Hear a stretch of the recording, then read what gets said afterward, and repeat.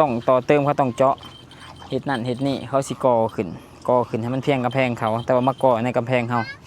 มันก็บ่แม่นเด้สบายดีทุกคนเนาะคือคอยได้ลงคลิปเกี่ยวกับเพื่อนไปกับมีหลายคนแนะนำขนาดขอบใจหลายๆเลยทุกคนเนาะหมู่บ้านข่อยมันเป็นหมู่บ้านแบบกลางทุ่งนามันเฮ็ดให้ระบบน้ำมันยังบ่ดีเบิดเข้าใจอยู่มันบางคนก็ขอบอกจะแล้วอย่าไปเฮ็ดเฮือนแบบนั้นตะกี้มันก็บ่มีเงินเนาะทุกคนเนาะดินที่เขาขายอยู่นี่ราคามันก็บ่แพงตอนนั้น7-80 ล้านก็ซื้อไปเฮ็ดเฮือนคือหมู่บ้านนี่มื้อก่อนเนาะข่อยได้ลงคลิปไปเกี่ยวกับกำแพงบ้านบางคนก็ว่าการเฮ็ดกำแพงบ้านนี่คันเขาเสร็จต่อกำแพงบ้านเฮือนเฮานี่เขาต้องมาล้มกับเฮาอีกสังก่อนข่อยก็บ่ได้เป็นคนขี้ถี่จังดอกคันเจ้าของเฮือนอีสังเขามาล้มกันว่าเสร็จต่อกำแพงเฮือนเจ้าเด้อเขาก็สิเจาะนั่นเฮ็ดนั่นเฮ็ดนี่แต่ว่าอันนี้เขาบ่ได้มาล้มกับเฮาก็สิไปมาขอเบอร์เขาแล้วก็โทรลงกับเจ้าของเฮือนเขาเฮ็ดต่อจากเฮือนเฮานี้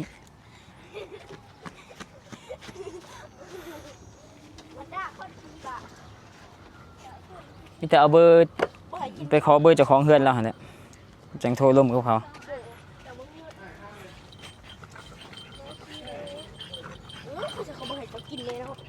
เด้มันต่อจากอันนี้เข้าไปเขาเฮ็ดต่อจากกำแพงเฮือนเข้าไปเขาให้เบาใหญ่เนาะเขาไปถามปกติคันเฮ็ดกำแพงเฮือนมันก็ต้องเฮ็ดกำแพงเฮือนภายเฮือนมันนั่นแหละมันจังบ่ยากกันมานี่คือกำแพงเฮือนเขาต้องต่อเติมเขาต้องเจาะเฮ็ดนั่นเฮ็ดนี่เขาสิก่อขึ้นให้มันเพียงกำแพงเขาแต่ว่ามาก่อในกำแพงเขามันก็บ่แม่นเด้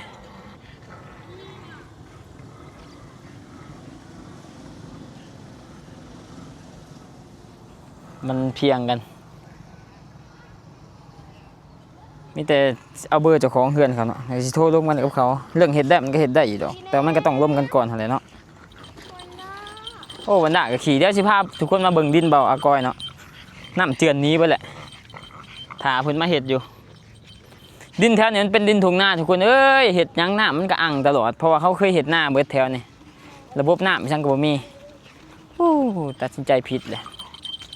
แต่จะได้มันได้มาอยู่แล้วก็ต้องคอยแก้ไขไปเด้ดินบ่อผึ่งตัวทางหน้านี่มันได้ส่งเขาคืนนะทุกคนเขาตัวขายดินให้เพิ่นดินบ่อกอยถือเขาตัวขายให้ถือส่งเขาคืนเบิด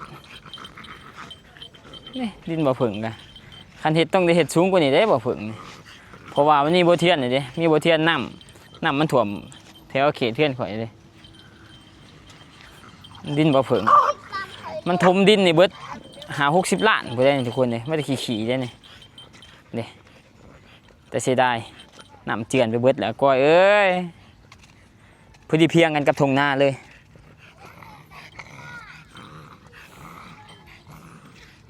สิงัดลักเสาบกผึ่งนี่แหละโอ้ยลักเสาเขางัดเอาเบิดเลยดินบ่อกอยลักเสาเขางัดเอาเบิดเอาไปเห็ดอันนั้นเบิดละเพื่อนตัวนี้มาเห็ดกับสีแดงเบิดเลย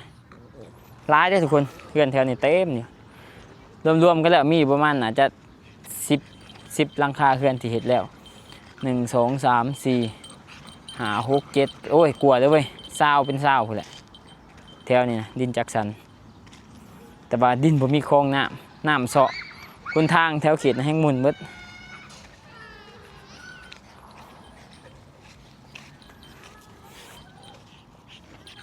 จักเสร็จจังใดดีเนาะค่อยๆแกะไปนี่แหละคันสิขายก็จักสิไปเอาเงินที่ใช้ไปซื้อดินใหม่เขาว่าจะไดเฮ็ดโค้งเล็กขึ้นมาแล้วก็ฟ้าสังกะสีกันนี่ได้เอาเฮ็ดแบบพวกสร้างพวกยังเฮ็ดเป็นเสาขึ้นมาแล้วเอาสังกะสีหรือว่าแผ่นนั้นเขาไปเห็นกำแพงเจ้าของเขาบอกไปถามเขาโค้งเนี้ยก็มีปูขับเมาแล้วเขาเสร็จแนวกั้นโค้งเล็กขึ้นมาเฮ้ยคาถาเบิ่งตัวจริงขั้นเราไปเฮ็ดของเขาบ่ได้บอกแบบยันแต่เขาไปเจาะไปเห็ดนั่นเห็ดนี่แหละเพราะมันต้องได้ร่มกันก่อนบอกกันก่อนแหละอันนี้เขาก็ปฏิบอกใช่กูเมื่อยกับมากูนี่เด้ลายโพดมากันเลยบางอันนี้ก็มาลี่อยู่ยังกูนี่บัด คลองน้ำมันได้ซะเขาเฮ็ดขางกำแพงเฮาสุดล้านเปอร์เซ็นต์ 4-5 มื้อแล้วสิมาถาม กูให้มาลมเฮ็ดแต่อันนั้นมื้อน่ะก็บ่ยังมาถามซ้ำบัดคลองน้ำเขาเฮ็ดขางเฮือนเฮาได้ซะกำแพงนี่ล้านเปอร์เซ็นต์อยู่ เอ๊ะก็บอกอะไรรวบอะไรเดียวไม่ได้ เนาะเฮ็ดรวมเรื่องเฮ็ดคลองแต่นั้นมานำก็ยังสิแก้คลองอยู่ทุกคนเลยแก้คลองแต่ว่ามันต้องได้ลมกับอันนี้ก่อนเดี๋ยวแก้ไปมันไปพิษขางเฮือนอีกก็ต้องได้เฮ็ดใหม่อีกเพราะว่านัดขางเฮือนเขามาลมมื้อน่ะเขาบ่ทันมาซ้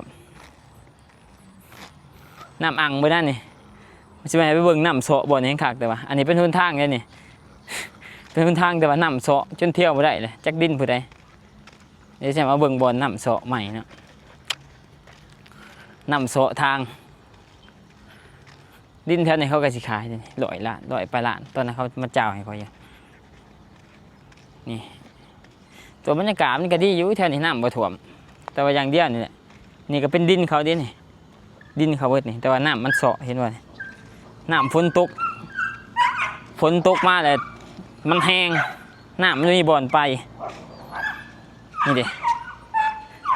ดินเขาเบิดนี่น้ำมันเซาะจนเป็นคลองน้ำนั่นนี่น้ำเซาะจะเป็นคลองน้ำก็เลยเป็นห้วยเลยอยู่นี่กลายเป็นห้วยอัตโนมัติน้ำไหลบักแห้งยามฝนตกเป็นห้วยดินแถวนั้นก็ไหลอยู่นี่กลายเป็นคลองน้ำไหลเป็นห้วยเป็นห้วยเป็นห้องแถวนี่เป็นดินทุ่งนาเด้มันเป็นบ่อน้ำไหลเก่าดินจักสันเขาก็บ่ได้มาถมอีสังหลายมันก็เลยเป็นแบบนี้แล้วนี่จำเป็นเนี่ยต้องค่อยๆแกะไปเถอะหน่อยแกะไรก็บ่ได้มันต้องเอื้อนหลายๆหลังคาเฮือนมาลุมกันคือทุกคนบอกแหละให้มาแกะได้เฮาวิทย์เฮือนเฮาก็ได้อยู่แต่บัดคนมาอยู่ต่อมันก็ยากเลยคือข่อยได้เฮือนข่อยเฮ็ดก่อนหมู่เขามาเฮ็ดตามหลังเลยเขามาเฮ็ดสูงกว่าเฮามันก็ยากสิบัดนี้มันบ่ได้ลมกันก่อนหน้าเพราะว่าเขามาเฮ็ดเขาก็บ่ได้มาถามอีสังเฮาก็เฮ็ดกำแพงนั่นแหละเฮ็ดต่อกันไปเลยสิไปก่อสิไปเจาะกำแพงเฮือนเฮามันบ่ได้เด้ต้องได้ลมกันก่อนแล้วคือขุดคลองน้ำกันบางคนแนะนำว่าอย่าให้เขาขุดขางกำแพงแต่ว่าเขาขุดไปแล้วตอนนี้นะเขาขุดไปแล้วที่จะว่าจังได๋ข้อยเห็นทางเขาบ้านแล้วข้อยก็เมื่อยข้อยทุมนี่มีอยู่ประมาณ 3-4 เทื่อเลยว่าน่าบ่ทุมเลยข้อยก็จนบ่เที่ยวนะทางนี้นะน้ำมันมาจากหลายเฮือนมาโฮมกันอยู่นี่มันต่ำมันมีบ่อนไปน้ำบัดนี้น้ำมีบ่อนไปอยู่แต่มันก็ไปกองอยู่ข้างนั้นข้างตัวข่อยเคยถ่ายคลิปให้ทุกคนเบิ่งนะไปกองอยู่ข้างนั้นก็เป็นดินเขาอีกบัดนี้มันก็เลยเป็นหนองอยู่นะไปเป็นหนองอยู่ดินเขาบัดสมมุติว่าคันเจ้าของเขามาเฮ็ดเฮือนถมดินน้ำนี่สิไปท่วมบ้านเลยบ่บัดนี้ตายคักเอ้ามะม่วงโอ้เมียกูบิดกินเห็นว่ามีอยู่นะน่ะอยู่นี่โอ้ยเพียงสิบ่มีกูถิ่มไว้แถวนี้มันฝังแถวนี้มึงแนมเบิ่งย่างเขาไปแนมเบิ่งน่ะหาโอ้บ่ใหญ่สิตัดหญ้าวะมะม่วงกลายเป็นมะม่วงเขียวเสวย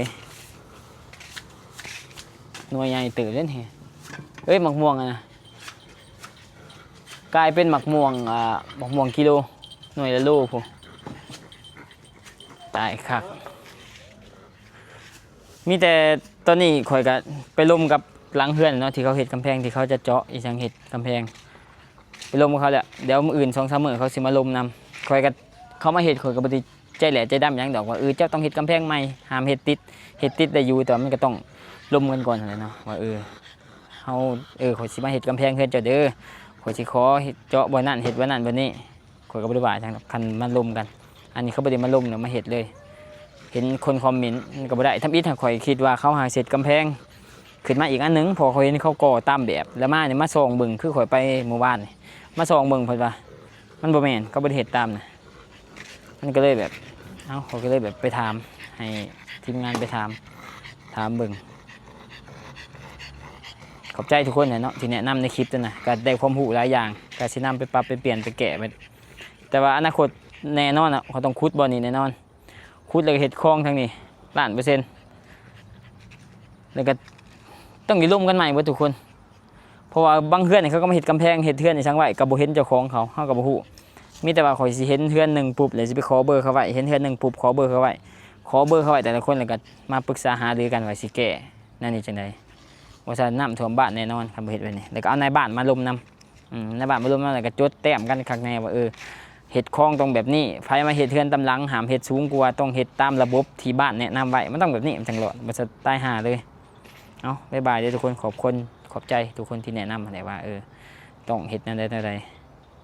บ๊ายบายเด้อทุกคนเด้อเจอกันคลิปหน้า